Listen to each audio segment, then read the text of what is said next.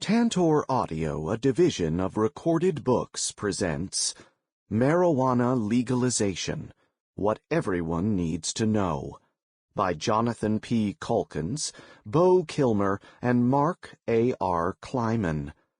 Narrated by Kevin T. Collins.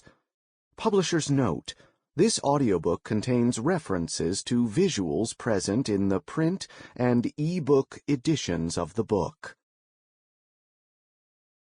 Introduction. Should marijuana be legalized? If you started listening to this book in search of a clear yes or no answer, consider stopping. We won't tell you how you should vote. We instead want to help you reach your own informed conclusion and appreciate that the issues are more nuanced than advocates on either side of the debate will usually acknowledge. The consequences of legalization are unpredictable.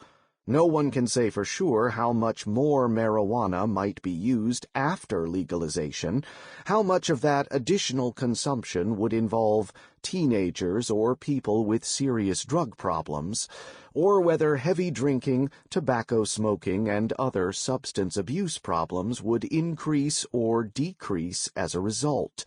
That isn't to say that we have to decide entirely in the dark. A vast amount is known about the use of marijuana, about the use of other psychoactive chemicals, and that store of knowledge contains some valuable hints about likely futures. But the uncertainties remain.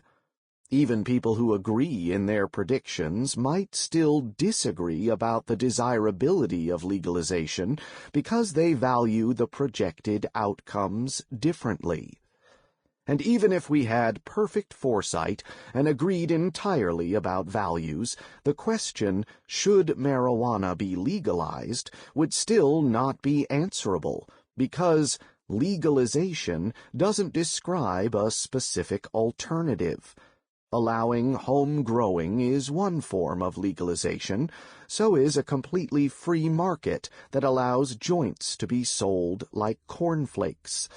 There's no reason to expect someone who likes or dislikes one form of legalization to like or dislike all the others. Moreover, the alternative to legalization is prohibition, but that too comes in a variety of flavors and colors. There is tremendous variation in the intensity of marijuana enforcement and sanctions for violations, even within the United States. So the smart response to, "Are you for marijuana legalization?" would be a pair of questions. What kind of legalization? And compared to what kind of prohibition? That does not keep most Americans from answering the pollster's question, do you favor legalizing marijuana use? 4 years ago, when we wrote the first edition of this book, public opinion was just about evenly split, representing a remarkable upsurge in support for legalization over the previous 20 years. Opinion has continued to shift in a pro-legalization direction. Supporters now usually outnumber opponents by more than 10 percentage points. In the interim, 4 states have replaced their prohibition policies with commercial legalization, giving us for the first time actual evidence about some of the early consequences of letting companies supply marijuana to any adult. Also, in 2013, Uruguay embarked on a very different approach with co-ops, home-growing, and government-controlled distribution, but not the commercialization.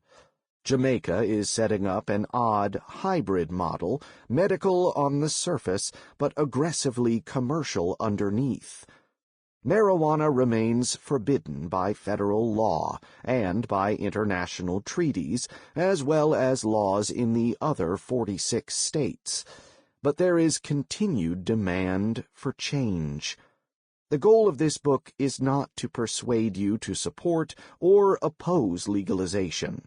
As Chapter 18 shows, the 3 of us, colleagues and friends, in general agreement about the facts and with very similar world views in many ways, differ on what ought to be done. Our goal, instead, is to provide the raw material needed for you to develop informed opinions by presenting the issues fairly and sweeping away the myths and fallacies common to these discussions. We have been studying marijuana and marijuana policy for a combined total of nearly 70 years, but what we know is only a fraction of what is known, let alone the vast amount that remains unknown. A thorough understanding would draw on ideas from agronomy, anthropology, botany, chemistry, cognitive science, economics, history, international relations, law, management, medicine, neurobiology, operations analysis, pharmacology, philosophy, policy analysis, political science, psychology, public administration, sociology, and statistics. In the face of all this complexity, we have done our best. The rest is up to you. Part 1. Marijuana and Prohibition. 1. What is marijuana? What does marijuana mean? Marijuana is the common and legal American term for the dried flowers and leaves of the plant Cannabis sativa, and for the plant itself. The flowers contain concentrated amounts of psychoactive, mood-altering chemicals known as cannabinoids, produced only by this plant, terpenoids, and flavonoids. The leaves that have become the symbol of marijuana contain lesser quantities of the same chemicals. The amounts and mixtures of these molecules vary with the genetics of the plant, growing practices, and the timing of the harvest. Most of the rest of the world, and most of the scientific literature, refers to marijuana as herbal cannabis and hashish, which is made by extracting the cannabinoid-rich trichomes, as cannabis resin, with cannabis being a catch-all term that includes both products. What is marijuana legalization? Marijuana is the most commonly used illegal drug in the world. Various forms have been used for thousands of years for their medicinal, social, and aesthetic effects, in addition to the industrial use of other parts of the cannabis plant for food, fuel, and fiber.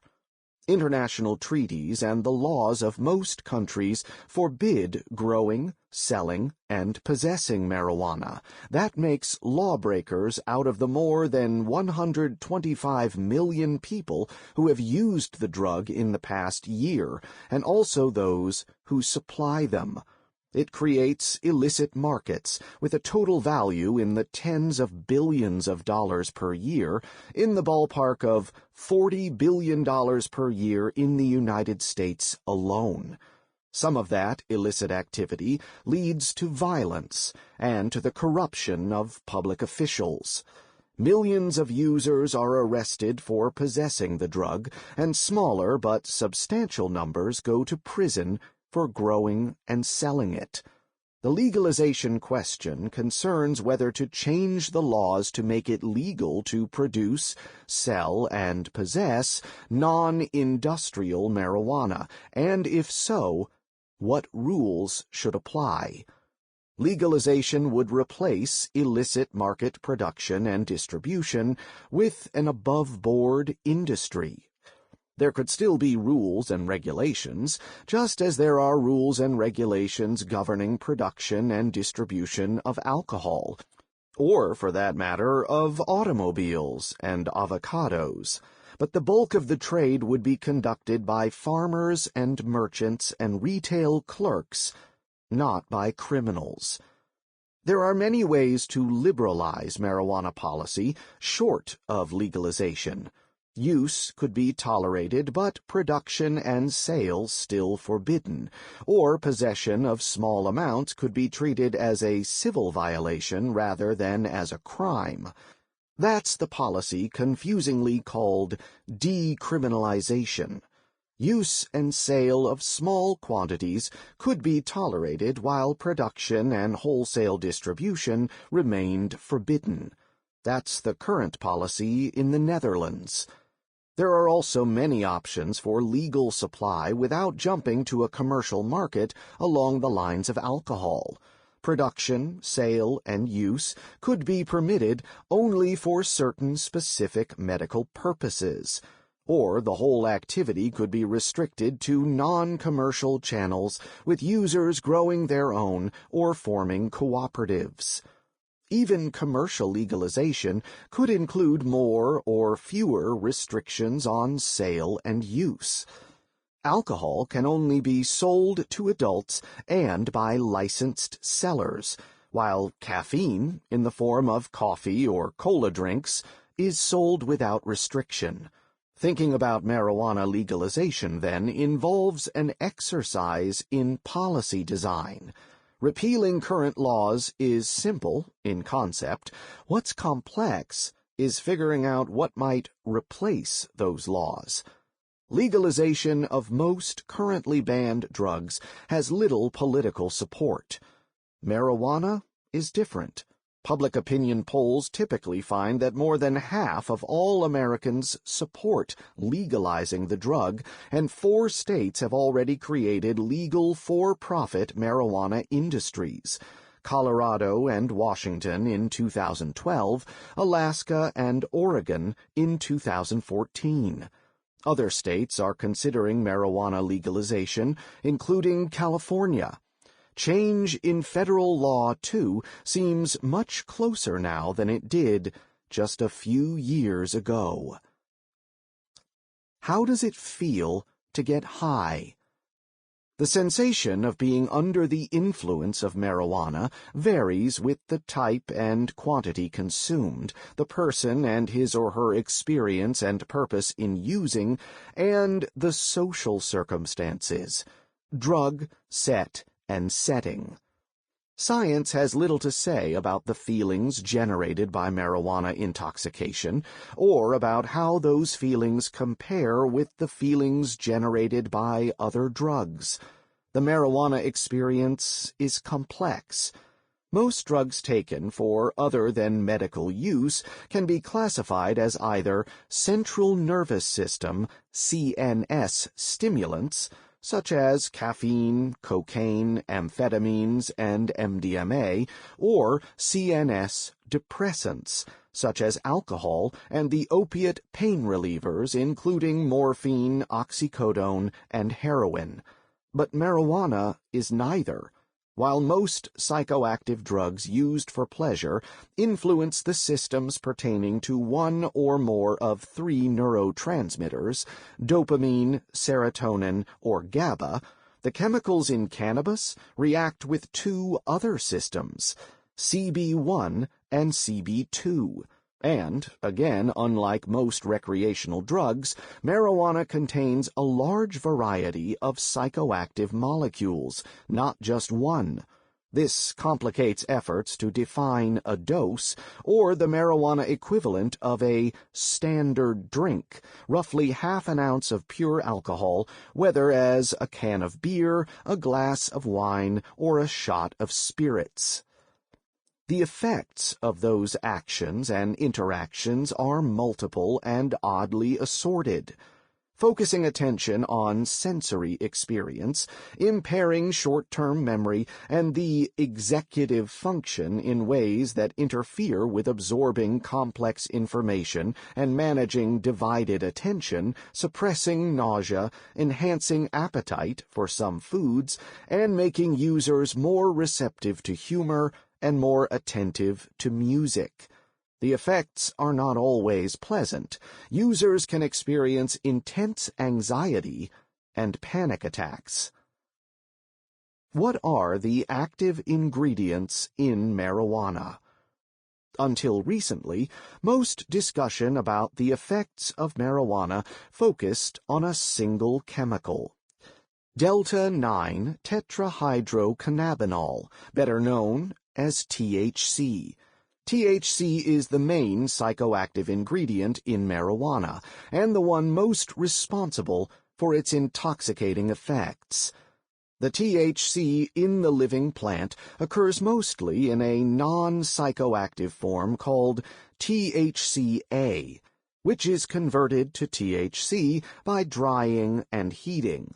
Once in the body, THC is further converted into scores of metabolites, some of which are also themselves psychoactive. Many common tests for marijuana in the human body actually measure these metabolites. As to the plant material, the percentage of THC, including THCA, by weight is a good measure of intoxicating potency.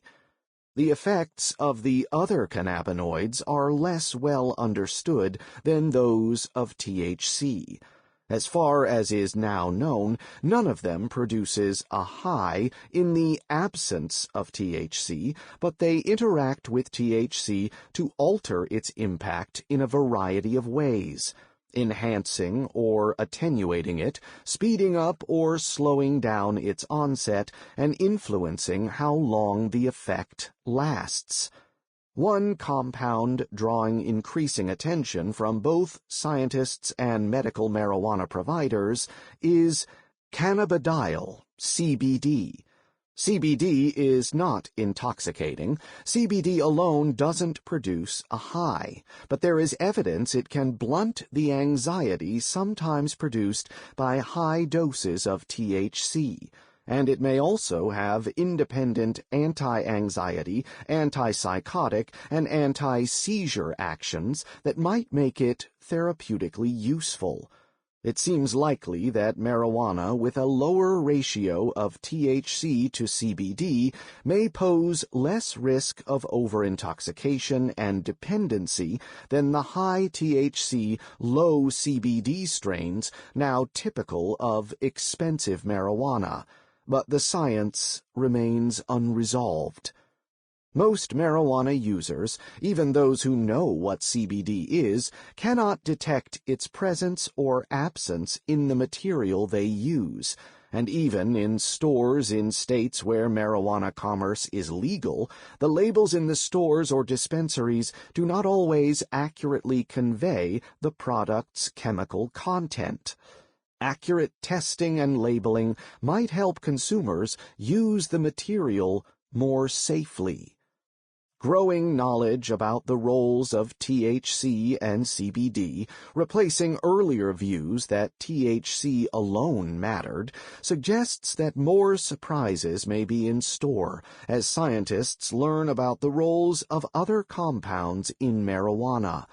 Research in this area remains in its infancy, and to date, scientists have paid relatively little attention to subjective experience as opposed to measurable impairment. What are the varieties of the cannabis plant? The myriad strains of cannabis fall into three broad groups: sativa, indica, and the lesser-known ruderalis. Each type can be crossed with the others to produce hybrids. Many users report sharp differences between sativa and indica, not just in appearance. Sativa plants tend to be taller, with thinner leaves and slower to bear fruit, but also in psychopharmacological effect. Indeed, on average, sativas tend to have a higher THC to CBD ratio compared with indicas. Sativas are commonly thought to yield an energetic high, while the effect of indica strains is sometimes referred to as couch lock. What are the varieties of marijuana products? Regardless of genetics, the stalks and stems have almost no psychoactive content. The leaves have some, the flowers, buds, or flowering tops still more, and the tiny hair-like trichomes on the flowers the most of all. Consequently, marijuana that contains large proportions of stems and leaves is less valuable than marijuana consisting mostly of the flowering tops. Cannabis plants are either males producing pollen or females capturing pollen and producing seed. Female plants produce a sticky resin that traps grains of pollen from the air. That resin contains high concentrations of psychoactive molecules. Marijuana growers have learned that unpollinated females keep producing more and more resin, thus increasing the cannabinoid content of the product. Flowers that are never pollinated never produce seed. Therefore, the high-potency marijuana produced by keeping females unpollinated is seedless and is called sinsemilla, from the Spanish sin semilla, without seed.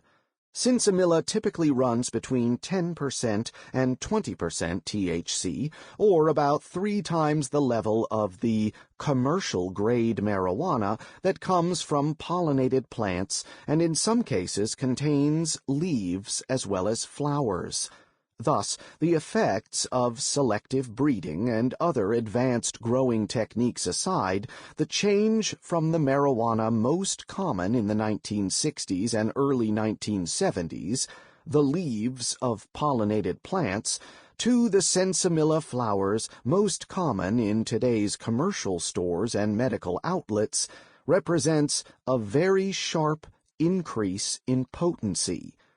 Hashish, made by pressing together the resinous trichomes, can exceed 40% THC.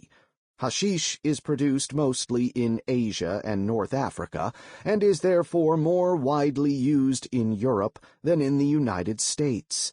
It has a special mystique connected with its use by Baudelaire and other 19th-century French bohemians. Some users claim it has qualitatively different effects from even very potent herbal marijuana, perhaps due either to the sheer concentration of THC or to the higher CBD content of the North African hashish usually used in Europe. The product called hash oil is a chemical extract of marijuana. It has nothing in common with hashish save the name and its high potency. Rare, until recently, hash oil is now sold in many medical marijuana dispensaries and state legal stores in the United States and has a growing market share. Hash oil is referred to by many other names, including liquid cannabis and butane hash oil, BHO, wax, shatter, and butter refer to various semi-solid forms of the same material. It has gained notoriety for the explosions that sometimes result from amateur extraction using butane as a solvent. Ditchweed is at the other end of the potency spectrum. As the name implies, it is typified by wild weeds growing on the sides of roads. The average THC content of ditchweed is below 1%, giving it little value as an intoxicant. What is industrial hemp?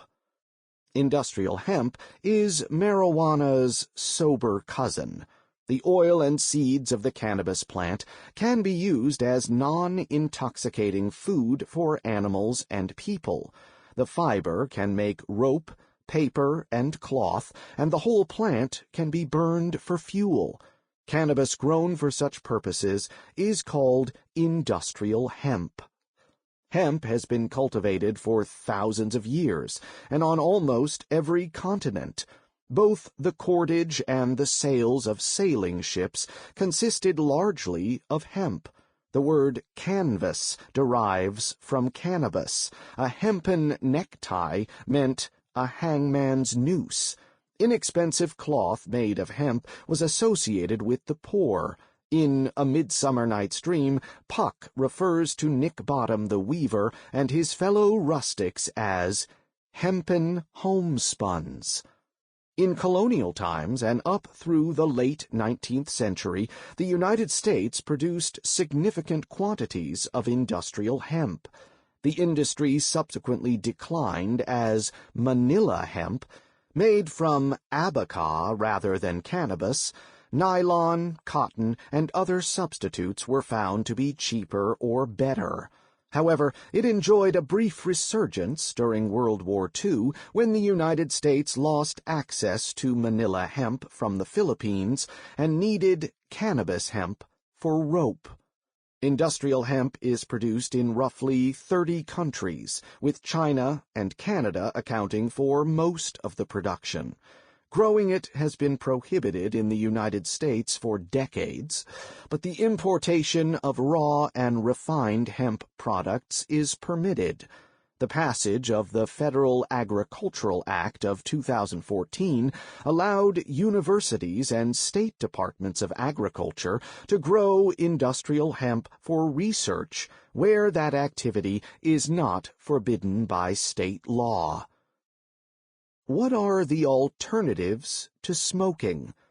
Traditionally, most marijuana was consumed in cigarettes, joints, water pipes, bongs, or hollowed-out cigars, blunts. Outside the United States, marijuana is often mixed with loose tobacco. All of those are forms of smoking. The plant material is burned to produce heat, vaporizing the active chemicals for the user to inhale. Cannabinoids can also be vaporized, using an external source of heat. Vaping marijuana is increasingly common and is analogous to consuming nicotine in e-cigarettes. The smoking of crack cocaine or opium also involves vaporization rather than combustion. There are devices on the market to vaporize herbal marijuana, as well as concentrates such as hash oil. Semi-solid concentrates, shatter, or wax can be flash vaporized by dabbing them onto a very hot piece of metal, such as a nail that has been heated with a blowtorch. Dabbing allows rapid intake of many more active molecules than smoking or conventional vaporization. Marijuana can also be ingested in edibles, brownies, cookies, etc., and beverages, for example, teas and elixirs. Green Dragon is made by infusing liquor with marijuana extracts. The limited evidence available suggests that combining alcohol and marijuana may have more than additive effects. Edibles and potables have proliferated in legal, medical, and commercial outlets. The route of administration affects the speed of onset and the nature and duration of the high.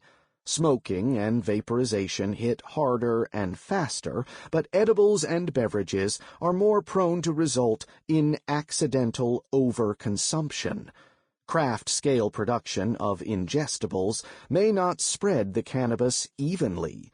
2 brownies from the same batch may vary widely in their intoxicating powers. More fundamentally, the longer and less predictable delay between taking the drug and feeling its effects, minutes to hours for ingestion versus seconds to minutes for smoking or vaporization, challenges attempts at titration. Taking a little, waiting to feel the effects, and then deciding whether to take more.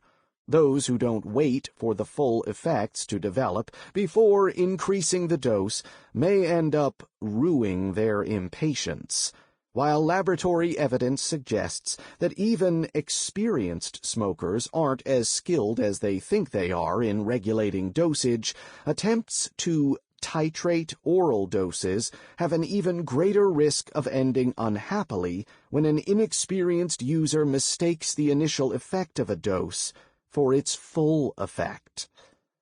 There are myriad other forms of marijuana consumption. Users responding to an internet survey administered just before Washington state's legal marijuana regulations took effect also mentioned using topical lotions and soaps, capsules, tinctures, and suppositories, as well as eating or juicing leaves. Topical administration is reportedly helpful. Sample complete. Ready to continue?